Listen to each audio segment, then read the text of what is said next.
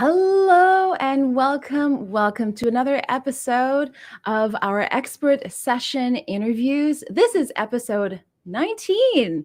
So I'm so glad you're here. And hey, if you are here, just let me know in the comments. We can see your comments here. Let us know so we can say hello and good morning, good evening, good afternoon, wherever you are tuning in from. All right. So today I have a very special guest. Every month I have a special guest, as you know. How do we learn to get comfortable with being uncomfortable, right? Particularly when it comes to performing or even just presenting ourselves in front of other people. When we are presenting a workshop, or we're doing a speech, or we're singing a song, oftentimes when we are on stage or in front of other people, we get a little uncomfortable, right? That's common. Even I sometimes get a little uncomfortable. And then, what happens is, like, I don't know what to do with my hands, right? Like, how do I stand and what angle should I stand? We kind of get in our heads a little bit there. So how do we learn to get comfortable with being uncomfortable? How do we get out of our heads and back into our bodies so that we can stop those negative chatter that's going on in our head and we can stop holding ourselves back? And are there simple postural techniques that we can all incorporate into our day-to-day lives that can help us show up as our most empowered self? This is what we're going to be talking about in today's expert session interview. And so I'm really excited about that. Hello, Sil KJVC. I see you here. I'm not sure how to pronounce your name, but hello, I see you here. Thank you for tuning in. Now, if you're tuning in for the first time, my name is Crystal Diaz. I'm a singer, coach, and co-founder of the Online Vocal Academy. Now, each month, I go live with a special guest expert who is living their passion. And we talk about topics related to self-expression and creativity and the positive influence that music can have in our lives. So my goal for these interviews is simple. I want to inspire you to do more of what brings you joy. I want to encourage you to fearlessly step outside your comfort zone so that you can truly live your passion.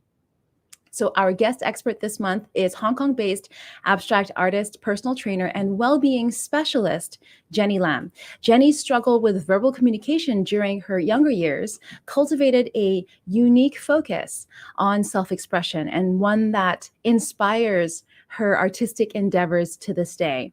As an artist, many of her works depict nude female subjects and explore the relationship between authenticity and vulnerability. Incredible topics. As a personal trainer and well-being specialist, she focuses on helping clients achieve both physical and mental growth. They go hand in hand, right? By teaching them how to move their bodies in a healthier, more functional way. So a very, very warm welcome to my guest of the month, Jenny. Hi, everyone. Jenny. Thank you so much for being here. I love that you are here. Thank you so much. Our paths have crossed on a number of occasions, I think, through the years, but this is the first time that we've actually collaborated on something, so I'm excited about that. I think the first time we met was actually at the studio where you were having vocal lessons. Is that right? Can you share with us what correct. role music has played in your life? What role has music played in your life? And what in particular, really drew you to want to learn how to sing?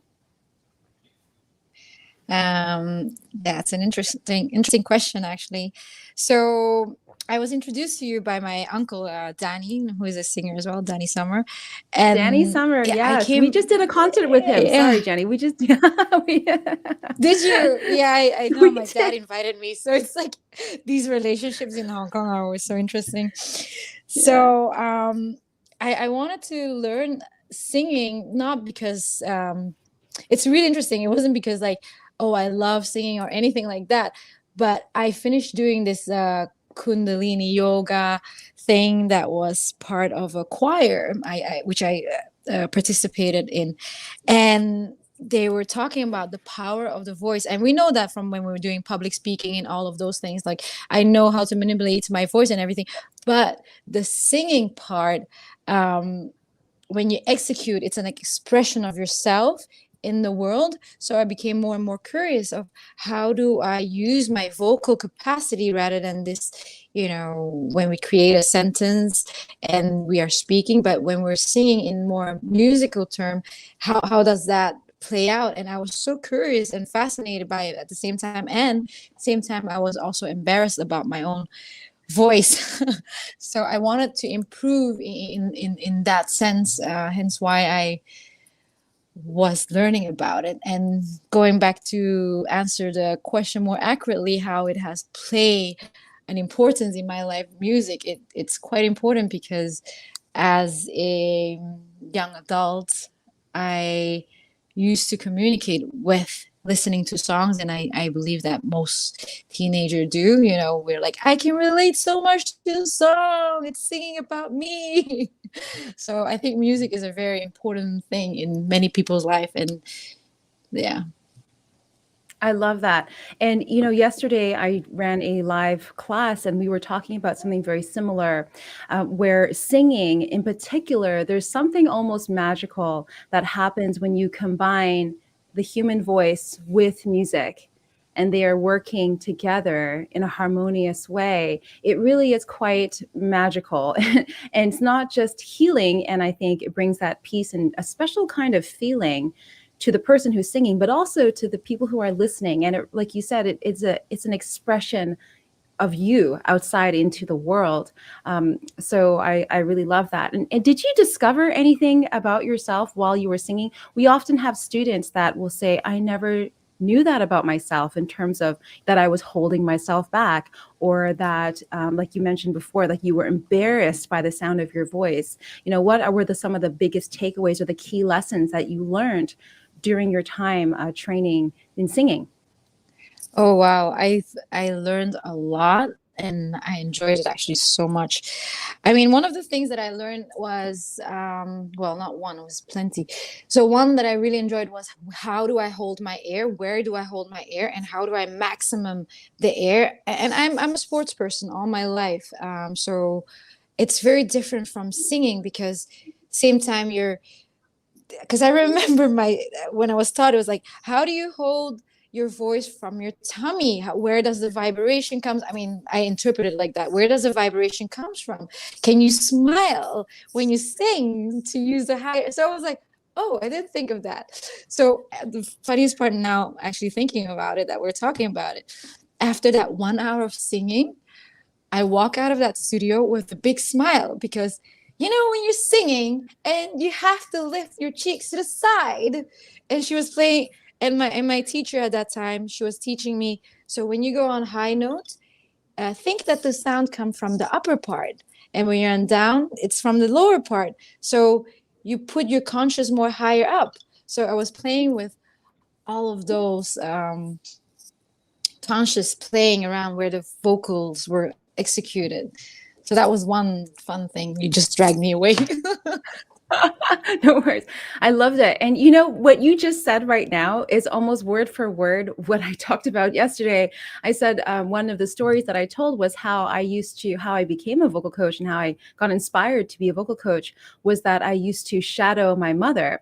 I would watch her teach her students. And then literally they would walk in with a certain posture and a certain energy about them. And they left always smiling, always some kind of energy had shifted, and they walked out a completely different, like energetically, they just seemed different. And I remember seeing that, and that was what really fascinated me. So I really love that you just said that. I'm like, Jenny, were you in my class yesterday? I'm just totally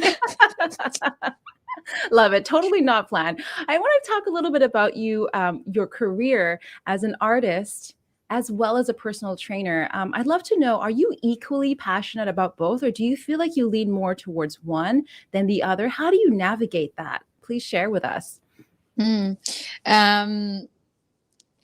I love both equally as much. How do I navigate? So the difference between one thing is when I'm guiding someone and helping them to find the movement or pain free, or reaching a certain goal they had in mind, or a balance, I get that instant gratification.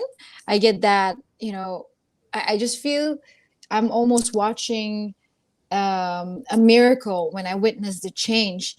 And I often feel honored that someone give me their, I don't know how to use other words, but they are being vulnerable and allowing you to guide them with their physical body, right? Very often, you know, women, they feel more like ashamed of their physical body. Women have more body issue. Men has a different thing. There's this pride and ego that is in a way very often and you're putting them back in the right size so they're more true to themselves. So I that's one thing I get out of the physical side. And from my artwork, there's another thing that I get out with. I always call this creativity constipation. If I do not create art, if I do not create words, if I do not create something creative, I feel so mentally constipated and I become a little bit grumpy. So I've debated a long time. So can I choose one or the other? Because how do I do that? But no. So I separate, you know, both of them. I love them so much because they give me two different things. Because the artwork is me being vulnerable, teaching is the other person being more vulnerable than me. So it's almost like these two different things that I get satisfaction on very much. That is so very well put. And I completely 100% resonate with that. I relate with that for me personally also. And for many of the students that we work with, especially who are singers, we have these roles that, you know, we are a singer, but for us, we're also a vocal coach. And so I completely relate to that feeling of vulnerability as a performer standing on stage. Singing is a very vulnerable experience.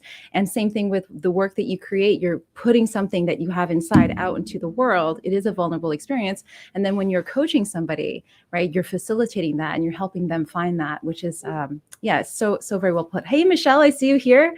Michelle's like, yeah, love that. So well put. Yes, I totally agree. And hey, Jennifer, I see you here too. Hello, welcome. So glad you could all tune in for today. I love that. So you shared in your bio that you struggled with verbal communication as a young child. So I'd love to know if you are okay to share this with us. How did you overcome those struggles to become this incredibly dynamic and creatively expressive individual that you are today? That's interesting. So I was the good thing was I was also a very hyper kid. That's why I'm into sports, because as young on, even though I didn't speak much, I was using my physical body a lot. I was observing things a lot. And how I overcame that, I was doing quite a lot of drama class. Beside from the sports gave me confidence.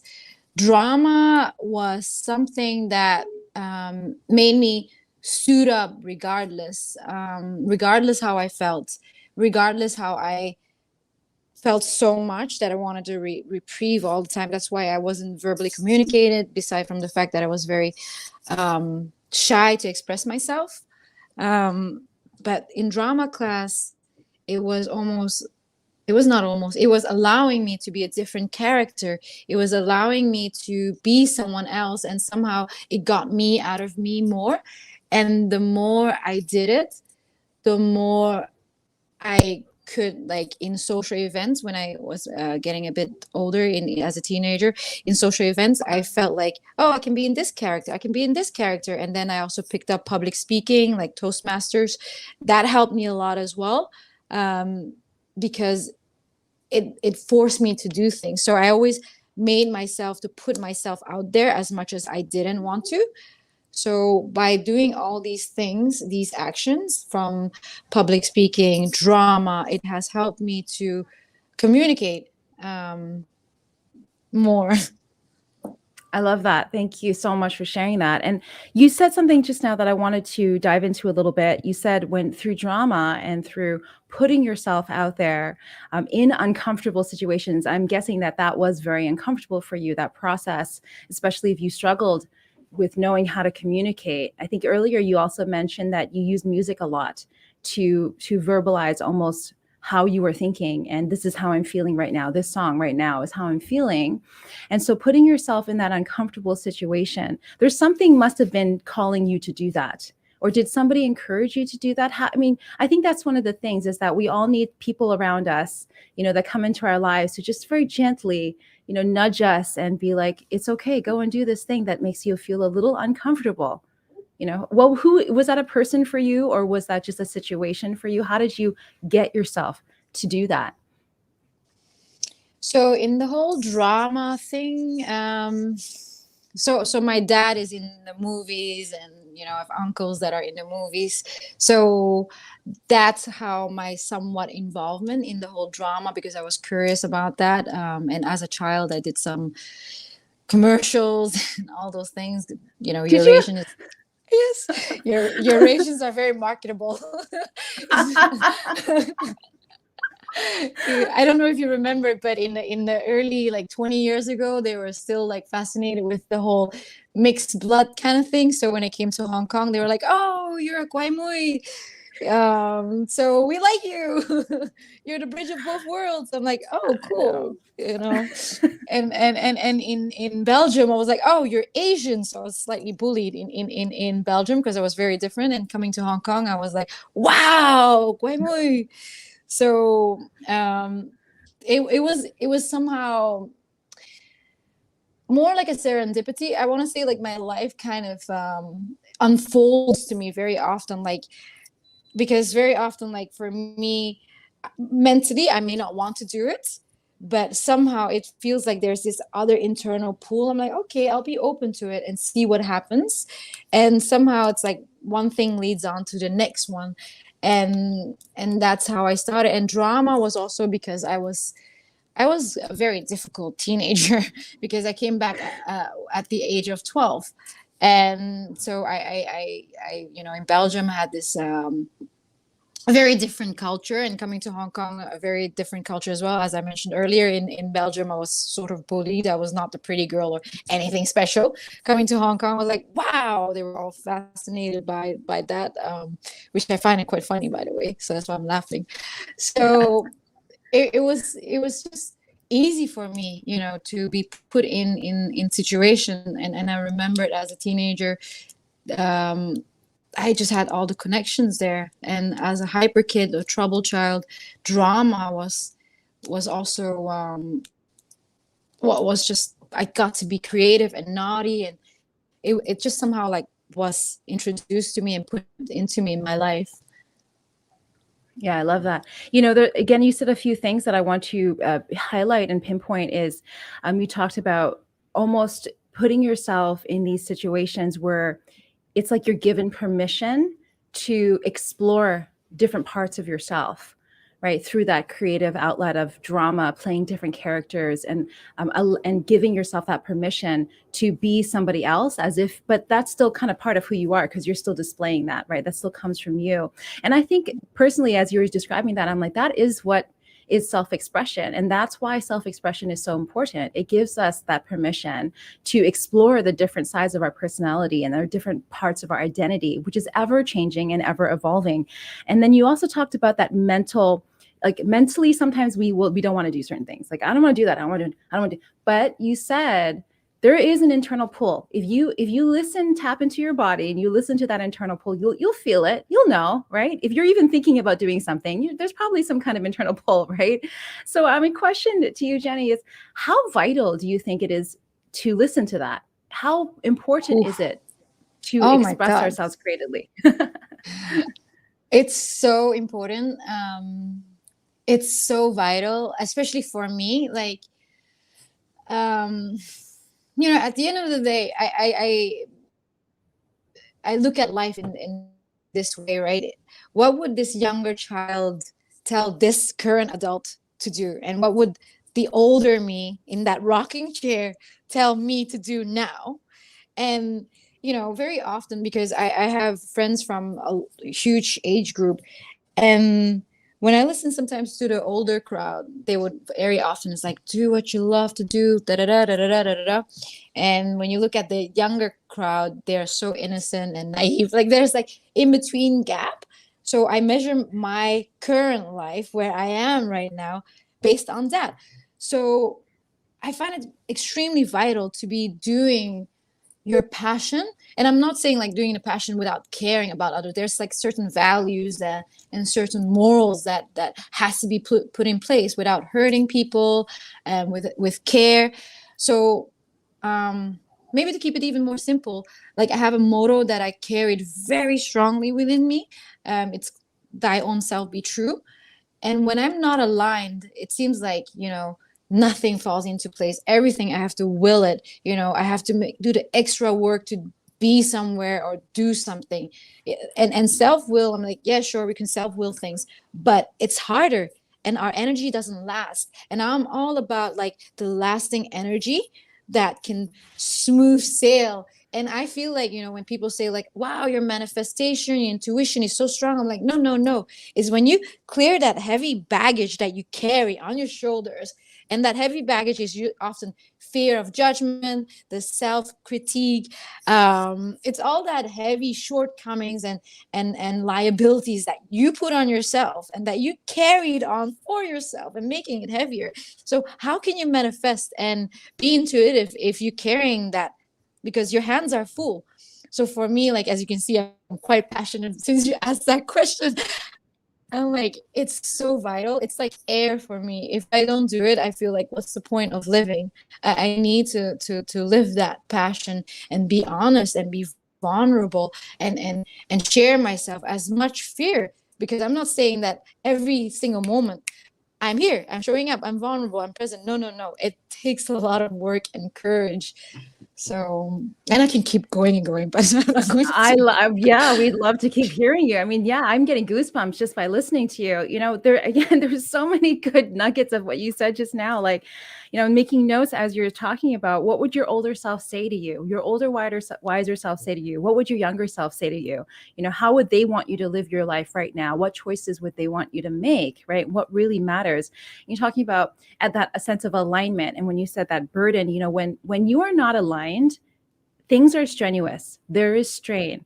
And this is exactly how we talk about what we talk about inside our membership when we're teaching. Is vocal alignment works exactly the same way. And I think we can use that same framework to anything in our lives. If we are not aligned and balanced, life does become more strenuous. There's strain. And so use those as cues. And I really want to take this to the bodily level now, just kind of shift to what are some of the telltale signs? Because I do believe, and I know we talked in your bio, you talked about this too, that connection of the mind, the spirit, and the body, and that alignment. And we can feel when we are misaligned. Just like in singing, there are signs. When we are singing a certain way, there are strain, there's blocks. Those are signs of misalignment. So I'd love to know from your perspective and your experience training other people, what are some of the telltale signs bodily that you see that we might not see, that you see when you're watching people walking in the street? Like, you're smiling, like, I know what like, you're like, you must be able to see posturally or just energetically that something is misaligned. Could you share some of those telltale signs? Yeah, it's funny that you said it, like walking on the street, and I also think, like, Jenny, not everyone needs your advice. That's why I think it's so important to be paid to do it, because otherwise I'll be like professionally giving my opinion and advice to everyone. Sorry, that I was love just it. Next funny. time you see me, just give it to me. Lay it on me. Lay it on me, okay? Oh, it's such a professional disease sometimes, because it's so obvious, because I've been in the industry like for 20 years, right? And as a summer job, as a teenager, I started doing and teaching as well, purely out of fashion. So I'm confidently say that I'm quite familiar with physical body. Like, I'm sure like you will end up knowing as well, like everyone can, as simple as that. I'll say, like, if we all use our index finger, putting it in our sternum, and our sternum, feel this, when we have an inch down, it's carving in, like going in, right? So normally when a person is uncertain, it goes in. If you speak from there, you can perceive the energy. Like, as a person that receives this conversation, it's like, oh, there's something off. Is this person lying? And it's like, no, no, no. So like you second guess this person. But if suddenly a person has a sternum up, it's just an inch off. Suddenly, like, oh, I'm more open to receiving this person I like this person more. This person seems to be more certain of themselves. So it's just an inch off from the sternum. That's simple, so simple. Or like when the shoulders are falling forward, or the slouching shoulders. Very often, like, see this person, like my hands naturally wants to go here when I'm sitting on my desk. I'm like, oh my God, life is so stressful, right? So my shoulders are falling forward. I'm like, all of this are like symptoms that very often is like, I'm shy, the shoulders is elevated, I'm shy, I'm going forward, I'm protecting myself. I don't want to communicate, I want to shut down. So body language is the number one. It's so when they say like, oh, when you work out, people are like, I suddenly feel more confident, I feel more. I'm like, duh, because suddenly you're standing more taller, your neck is longer, your chest is broader, you can breathe in more air, and then suddenly you stand more stronger, and you're like, wow, I feel so good when I train with Jenny. But it's like, no, because you're using your body in a more aligned way for you. So these are the basic things. So I'm not even going into injuries or anything, but the standing is so important. And I'm sure it's the same as singing, or like when we draw, if we're like using the aggression, it will express the artwork different. So in whatever we do, I see an importance in our physical body. Or like when you started to open this show, like, what do we do with our hands? When you watch someone on the stage, when they move too much, they're too fidgety. I'm like, oh, that person is not confident, is very shy. And shy can mean different things to us. We can mean, oh, this person is hiding, this person is whatever, right? So we want to be in our energy. And when we're in our energy, we feel more confidence, and we can connect in a deeper level. And that's why I think also working out like is no longer as it used to be. Back then, we want to be looking bigger or looking skinnier. We want to go for looks. But now our physical body, how far can we push it? Can we? Because at the end of the day, I believe unity is the most important thing in life, right? So posture, then connection. Yeah. Unity, can you talk to us a little bit about that? What do you mean by in our energy? Is there any physical changes that what is that? First of all, what does that mean, being in our energy? Do you mean in tune with how we're feeling? Yes, that too. So what very often, especially cities like Hong Kong or cities like New York, city places, I call, because we often have to use the upper part of our body, because we have to think, we have to go, and it's not a cheap city to live in, right? We have to think, we have to strategize, we have to da da da da. So it's all up, unless we go out in nature and connect. So then we're using our body more, we're creating more movement. So when we create more movement and use our lower part of the body as well, for instance, like a simple thing that sometimes I would, because stress is it causes.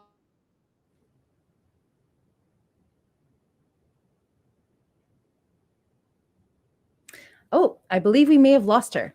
I believe we have, and I'm like riveted. I'm like, what do we do? What do we do? I love this story.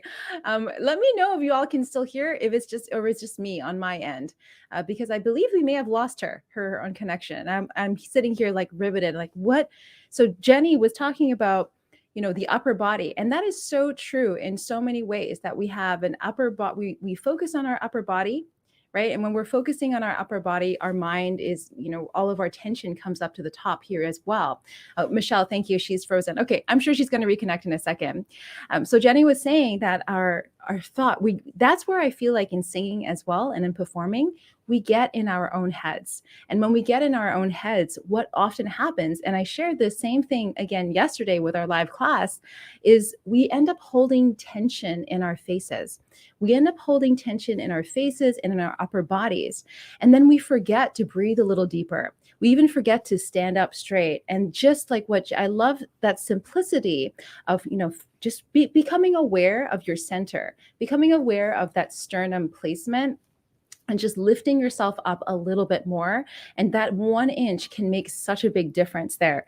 Let me know in the comments if this is something that you notice about yourself as well. Do you tend to have a lot of strain in your neck and shoulders? Do you feel like you hold a lot of tension in your upper body? And so just placing that slightly different awareness, 1 inch, a slightly different bodily posture movement can make such a big difference already. So I hope I'm not sure if Jenny's going to come back. I'm like, Jenny, come back.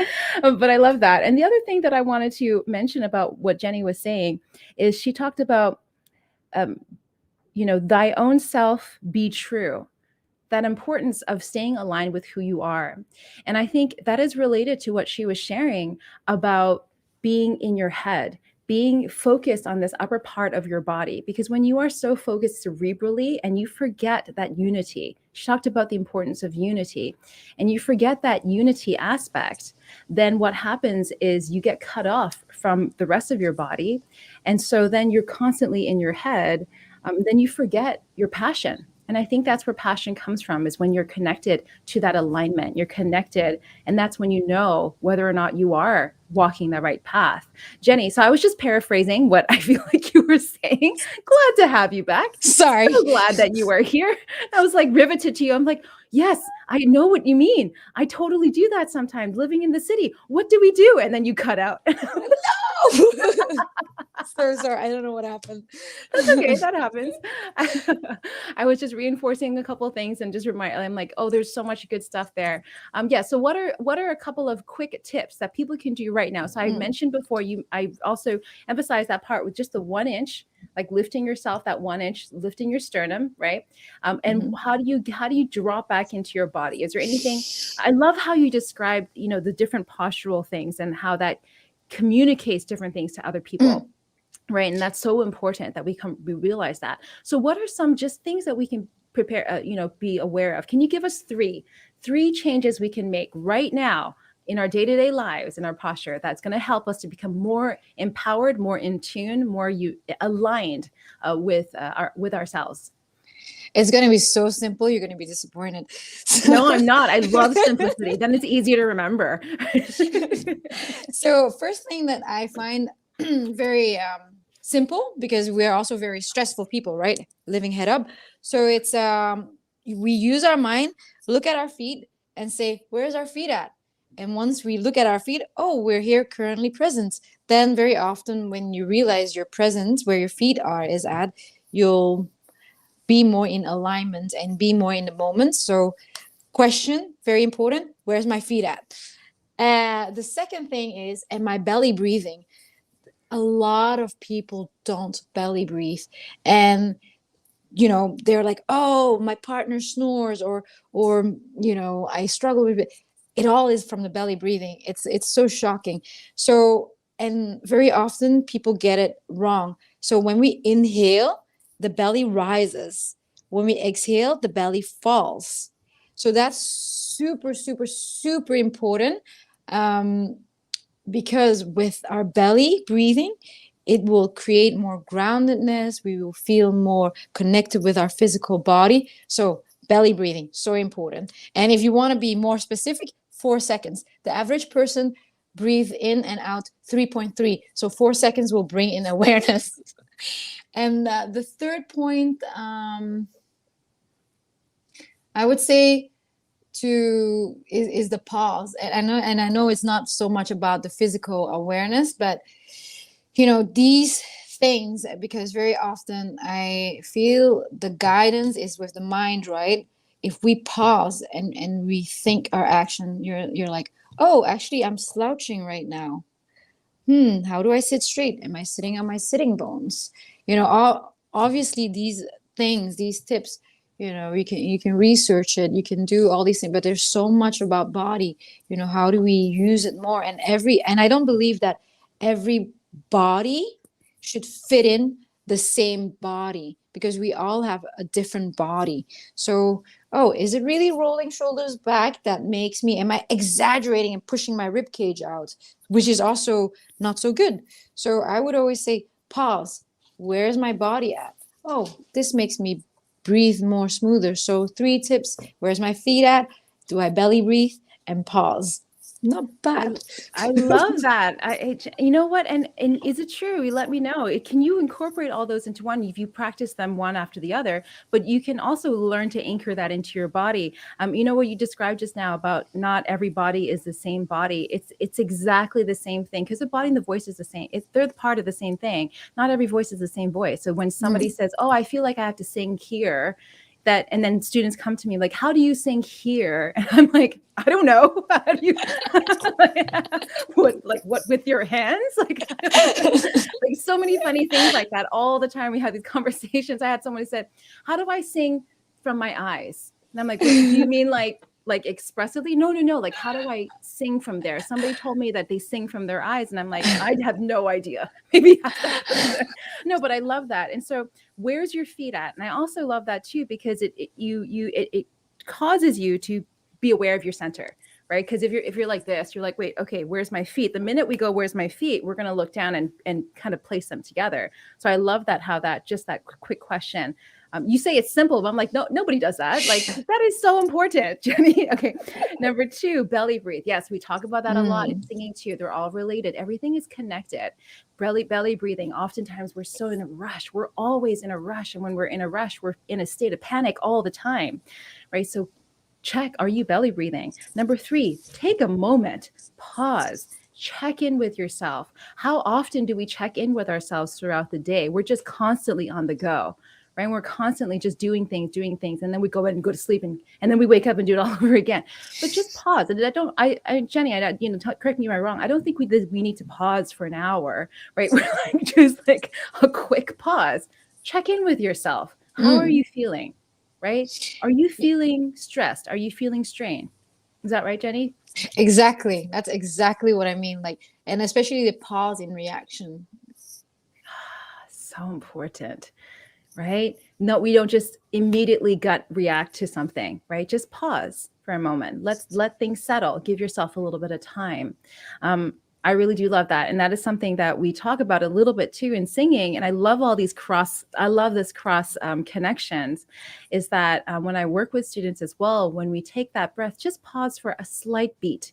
Just let yourself settle because so often we breathe in and then we want to just sing or like same thing with speaking, right, Jenny? Right? Like, Yeah. we breathe in like, oh, this is what I want to say. And they're like, just give yourself a moment. Yeah. I love Yeah. that. Well, Jenny, this has been an absolute pleasure. Thank you so much for your time. And to all those here who are here tuning in, Ella, I see you here too. Ella from Canada. Hello, very, very well. I hope you enjoyed this session. To all my Singers Connect members, we're going to join you again on Zoom for our bonus call with Jenny. We're going to have like about 20 minutes together in our Zoom session. So you can go ahead and join us using the Zoom link that you received in your email. Now, if you love this session, be sure to connect with Jenny. All the links to connect with her are in the description box where you're watching this video. And also, if you liked this channel, do like the video and subscribe to the channel so that you'll be notified whenever we go live and whenever I have a new guest and whenever I also release a new tutorial video. All the tutorial videos that I release are singing related that I create specifically for beginners and also out of practice singers. So do subscribe and like this channel and be sure to connect with Jenny. Jenny, thank you so much for your time and I will see you on Zoom. And thank you to all of you who are tuning in. Hey, Taylor, I see you here. Taylor, join us on the Zoom session, all right? You should get it in your email. Thank you all again, and I'll see you very soon. Thank you, Jenny. Thank you. See you later.